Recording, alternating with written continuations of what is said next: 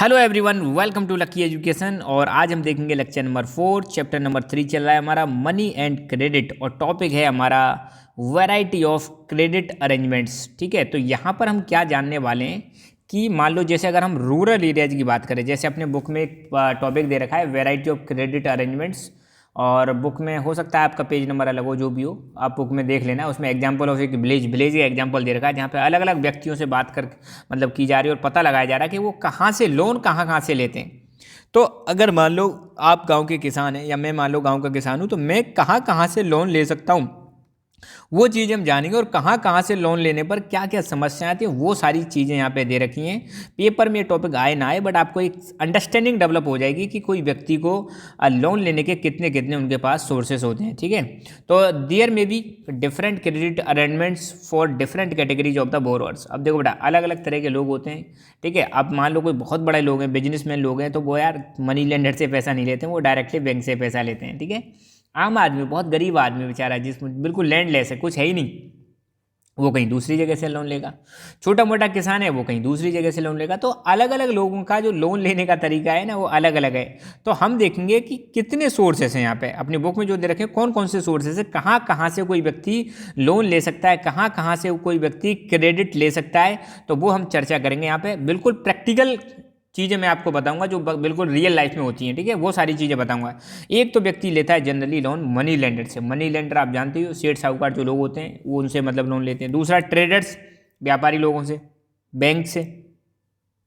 Employer कौन होता है? जो व्यक्ति रोजगार देता है, नौकरी देता है, उससे भी ले लेते हैं। और कोऑपरेटिव्स, बहुत सारी कोऑपरेटिव में बहुत सारे लोग होते हैं, इकट्ठे हो जाते हैं, अपना पैसा इकट्ठा करते हैं और फिर उसी में से मतलब वो लोन प्रोवाइड करते हैं। तो एक एक करके हम देखेंगे। Loan from money lender. Money lender आप जानते हो, गाँव में, शहर में, हर जगह पर आपको मनी लेंडर मिल जाएंगे। मनी लेंडर कौन होते हैं? वही जो सेठ साहूकार होते हैं, जो ब्याज पे पैसा देते हैं, उनको मनी लेंडर बोलते हैं। तो जो छोटे छोटे फार्मर हैं, ध्यान रखना, गांव की अगर हम बात करें, छोटे छोटे जो फार्मर हैं वो जनरली मनी लेंडर से पैसा लेते हैं। अब सिंपल सी बात है यार, छोटा किसान है, अगर वो बैंक के चक्कर काटेगा तो बैंक कहेगी ये डॉक्यूमेंट जमा कराओ, वो जमा कराओ, फलाना ठिकाना ये और वो, उसको बहुत ज़्यादा तकलीफ आती है। तो ये छोटे छोटे किसान क्या करते हैं, मनी लेंडर के पास जाएंगे और कुछ वहाँ पर कोलेटरल जमा कराएंगे, अपने गहने जमा कराते हैं। मैंने जनरली जो देखा है, लगभग ज़्यादातर लोग गहने जमा कराते हैं, जो ज्वेलरी होती है उसको जमा करा देते हैं, खेत के कागज़ जमा करा देते हैं, और उस पर मनी लेंडर क्या दे देता है? पैसे दे देता है। मगर यहाँ पे एक प्रॉब्लम है यार। यहाँ पे क्या प्रॉब्लम है? बहुत ज़्यादा हाई इंटरेस्ट रेट ये चार्ज करते हैं पर मंथ के हिसाब से। आपने सुना होगा 3 रुपये सैकड़ा। जैसे अपनी बुक में एक एग्जांपल दे रखा है कि गांव से, जैसे बुक का मैं बता रहा हूँ, ये मतलब गांव से जब मनी लेंडर से जब ये पैसा लेते हो तो 5% पर मंथ, 5% पर मंथ मतलब आपको पे करना पड़ेगा। ईयरली इसको लगा ले तो 60% ईयरली आपको क्या देनी पड़ेगी? ब्याज देनी पड़ेगी। इतना ज़्यादा मतलब हैवी इनका इंटरेस्ट रेट होता है। सबसे ज़्यादा जो इंटरेस्ट रेट होता है वो इन मनी लेंडर का ही होता है। आज़ादी से पहले भी हमारे देश के लोगों को इन मनी लेंडरों ने लूटा था सबसे ज़्यादा। अंग्रेजों से ज़्यादा तो इन्होंने ही लूट लिया था हमारे किसानों को। ठीक है, तो इनकी इंटरेस्ट रेट जो होती है बहुत ज़्यादा होती है। और कई बार किसान बेचारा ऐसा होता है कि ये मतलब मनी लेंडर दे देते हैं पैसा, और किसान की बेचारे की ऐसी सिस्टम नहीं होता है कि वो पैसा वापस नहीं लौटा पाते, इनसे फिर दोबारा लोन ले लेते हैं, फिर पैसा नहीं लौटा पाते।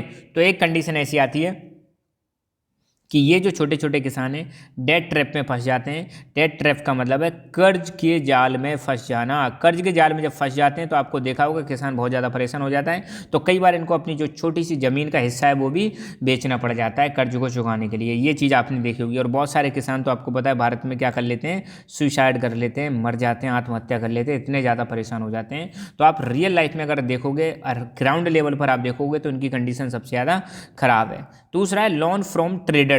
लोन फ्रॉम ट्रेडर्स का मतलब कि आप देखो, किसान जो अपनी खेती करता है, खेती करने के लिए उसको खाद चाहिए, बीज चाहिए, मतलब सीड्स चाहिए, उसको फर्टिलाइजर्स चाहिए, उसको एग्रीकल्चर के इम्प्लीमेंट खरीदने पड़ते हैं, बहुत सारी चीज़ें होती हैं। इन सब चीज़ों के लिए छोटे छोटे फार्मर्स को क्या चाहिए? पैसा चाहिए। ठीक है, तो कई फार्मर ऐसे होते हैं जिनके पास घर पे पैसा नहीं रहता, तो वो क्या करते हैं? उधार, या मतलब जो ट्रेडर्स होते हैं, ट्रेडर मतलब जो व्यापारी लोग होते हैं, जो मतलब एग्रीकल्चर का सामान बेचते हैं या एग्रीकल्चर से संबंधित जो ट्रेडर है, उनसे छोटे छोटे किसान क्या ले लेते हैं? लोन ले लेते हैं, और उनको बोल देते हैं कि भाई आप हमें लोन दे दो, हम अपनी फसल जो है आपको ही बेचेंगे, हम अपनी फसल जो है आपको ही बेचेंगे, आप हमें लोन दे दो। तो ये थोड़ी सी कम इंटरेस्ट रेट पर लोन दे देते हैं। किसको? छोटे छोटे फार्मर्स को लोन दे देते हैं। फिर फिर ये फार्मर अपनी फसल किसको बेचेंगे, ट्रेडर को बोलेंगे, ट्रेडर को बेचेंगे। तो ट्रेडर को फ़ायदा क्या हो जाता है, ट्रेडर को लोन देने से फ़ायदा ये हो जाता है, एक तो उनको लोन पे पैसा जाता है, दूसरा किसान की फसल को एक कम पैसे में खरीद लेते हैं और खुद जैसे ही प्राइस बढ़ जाते हैं ज़्यादा पैसे में बेच देते हैं। तो दूसरा ये तरीका है लोन लेने का।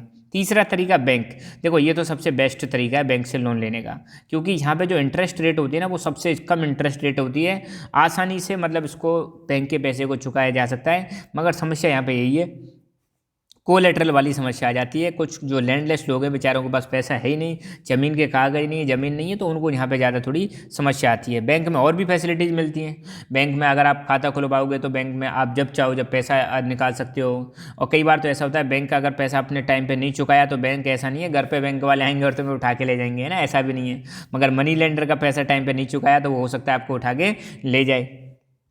इसके अलावा बैंक से और भी फैसिलिटी मिलती हैं, ऑनलाइन बैंकिंग की फैसिलिटी मिलती है, एटीएम कार्ड की फैसिलिटी मिलती है, चेक की फैसिलिटी मिलती है, बहुत सारी चीज़ें मतलब बैंक हमें प्रोवाइड कराती है। तो एक तरीका हमारा और क्या है कि हम बैंक से क्या ले सकते हैं, पैसा ले सकते हैं।